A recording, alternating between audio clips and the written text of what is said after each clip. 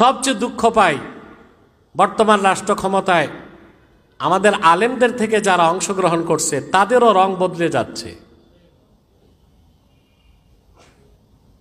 একজন মানুষকে দেশের আলেমরা প্রতিনিধি হিসেবে ধর্ম মন্ত্রণালয়ের দায়িত্ব দিয়েছে, কিন্তু ওই লোকটার কথা শুনলে মনে হয় আওয়ামী লীগের চেয়ে এক ধাপ এগিয়ে আছে ধর্মনিরপেক্ষতায়। সে বলে অস্ট্রেলিয়া থেকে আফগানিস্তান পর্যন্ত এই সব বৌদ্ধদের সম্পত্তি ছিল, বৌদ্ধরা শাসন করছে। তো বৌদ্ধরাই শাসন করছে, এর আগে কেউ শাসন করে নাই, সারা দুনিয়া শাসন করছে জুলকারনাইন বাদশাহ। সেটা বলেন না কেন? সারা দুনিয়া শাসন করছে বখতে নাসর, ওইটা বলেন না কেন? সারা দুনিয়া শাসন করছে সুলাইমান আলাইহিস সালাম, সেটা বলেন না কেন? বৌদ্ধদের প্রতি এত প্রীতি জাগলো কেন? এটার উদ্দেশ্য কি আপনার? তারপর তৈমুরুল অংশে মুসলমান হয়েছিল, চায়না থেকে দিল্লি পর্যন্ত ইসলামের ঝান্ডা উড্ডীন করেছিল। এই প্রপার্টি তো বৌদ্ধদের না, হিন্দুদের না, বরং কোরআন সুন্নাহর আলোকে বলতে হয় লা সালতানাত লিল কুফার, কাফেরদের কোনো রাজত্ব নাই, সারা দুনিয়া হচ্ছে উম্মতে মুহাম্মদের রাজত্ব। আমার খুব দুঃখ হয় যে আমরা ক্ষমতার ছোঁয়া পেলে, ক্ষমতার লিপ্সা পেলে আদর্শ থেকে কিভাবে বিচ্যুত হয়ে যাই। তো যে কথাগুলো বলছিলাম, আপনাদেরকে সামাজিক ও রাষ্ট্রীয়ভাবে প্রতিষ্ঠিত হতে হবে, তার জন্য একটা সংস্থার দরকার হয়। আমি যে একটা স্বপ্ন দেখতাম এদেশে ইমাম ও খতিবরা বুক ফুলিয়ে কথা বলবে, সেই স্বপ্নটা পূরণ করেছে শানে সাহাবা জাতীয় খতিব ফাউন্ডেশন। মাওলানা শামীম মজুমদার আর ওনার সেক্রেটারি আমাদের শরীফুল্লাহ তারিকি, এই দুজন লোককে আমি খুবই মায়া করি। এবং মাসলাক যার যার দিন ইসলাম সবার, আমার এই স্লোগানটা তারা হৃদয়ে লালন করে, প্রায় আমার কাছে যেতেন। এবং আমি যে চিন্তাগুলো তাদেরকে দিতাম উপহার, এগুলো তারা লালন করতেন। আজকে আমি আনন্দিত যে আজকে খতিব ও ইমামদের পক্ষে কথা বলার একটা সংস্থা বাংলাদেশে হয়েছে।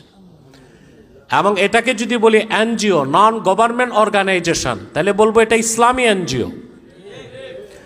আপনারা যত ইমাম ও খতিব আজকে এসেছেন, আপনারা যদি এই সংস্থাকে সাহায্য করতে পারেন নৈতিক এবং আর্থিকভাবে, আমি একটা স্বপ্ন দেখতে পাচ্ছি এই সংস্থা, আপনাদের এই সংস্থা এবং আপনারা এমন এক অবস্থানে যাবেন যে আগামীতে কারা ক্ষমতায় যাবে আর যাবে না আপনারাই নির্ধারণ করতে পারবেন।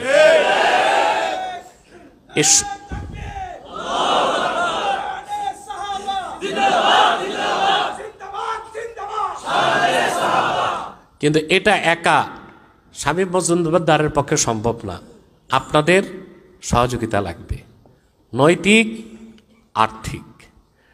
এই সংস্থার কাজগুলো আমিও টের পেয়েছি। এখন আর যেখানে সেখানে ইমাম আর খতিবকে সকাল বিকাল চাকরি থেকে নট করার সুযোগ নাই, আলহামদুলিল্লাহ। আপনারা ঐক্যবদ্ধ হয়েছেন। আর এটা এমন একটা সংস্থা যে সব মাসলাকের ইমাম খতিব আছে। এই সংস্থা বিপদে পড়লে আব্বাসী মাঠে নামবে, হাটহাজারীর মোহতামিম মাঠে নামবে, খেলাফতের নেতারা মাঠে নামবে, হেফাজত নেতারা মাঠে নামবে। আপনারা এতিম না, সারা দেশের সকল মাসলাকের মুরব্বীদের হাত আপনাদের উপর আছে। শুধু আপনাদেরকে কয়েকটা জিনিস নির্ধারণ করতে হবে। আপনারা তো ইমাম, আগেই বলেছি আপনারা সবচেয়ে দামি মানুষ, আপনার নেতা। ইমামত দুই প্রকার, একটা ইমামতে কোবরা, একটা ইমামতে সোগরা। একটা হচ্ছে রাষ্ট্র পরিচালনার নেতৃত্ব, আরেকটা হচ্ছে মসজিদ পরিচালনার নেতৃত্ব। কিন্তু একটা মসজিদ দিয়ে আপনি একটা সমাজকে কন্ট্রোল করতে পারেন, পারেন না? আমরা সবাই চাই ইসলামী রাষ্ট্র, কিন্তু ইসলামী রাষ্ট্রের আগে আপনারা একটা বিপ্লব করতে পারেন, ইসলামী সমাজ বানায় দিতে পারেন। আমি জানি আপনারা অত্যন্ত শিক্ষিত, আলহামদুলিল্লাহ।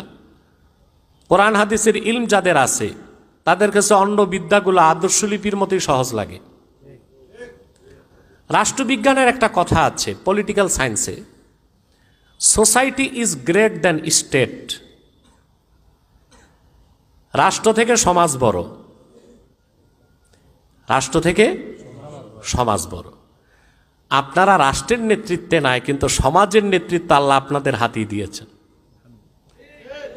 আপনারা কি এটা টের পেয়েছেন? আপনি যে মসজিদের খতিব, ওই এলাকার চেয়ারম্যান, মেম্বার, কাউন্সিলর যেই থাকুক, আপনার পিছনে নামাজ পড়ে। সে মানুক আর না মানুক, আপনি তার নেতা। আপনার এই নেতৃত্বের প্রভাবটা সমাজের রন্ধ্রে রন্ধ্রে পৌঁছে দিতে হবে। এই যোগ্যতা আপনার আছে, কিন্তু আপনি প্রয়োগ করছেন না। আল্লাহ আপনাকে যোগ্যতা দিয়েছে, এই অবস্থান দিয়েছে, কিন্তু আপনি প্রয়োগ করছেন না। একজন